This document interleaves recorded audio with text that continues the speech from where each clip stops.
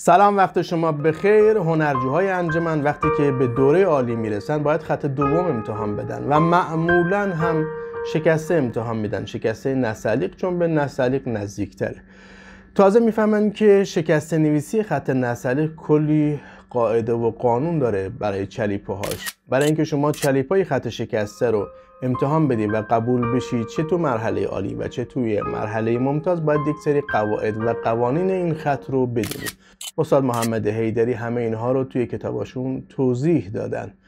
برای اینکه شما راحت‌تر دسترسی داشته باشید و خیلی سریعتر بتونید این قواعد و قوانین رو بدونید، من اومدم اینها رو توی یک ویدیو 40 دقیقه‌ای برای شما آماده کردم. با دیدن این ویدیو شما به راحتی این قواعد و قوانین رو میتونید مرور بکنید. برای دیدنش هم میتونید وارد کانال یوتیوبی خط پلاس بشید و اونجا این ویدیو رو ببینید.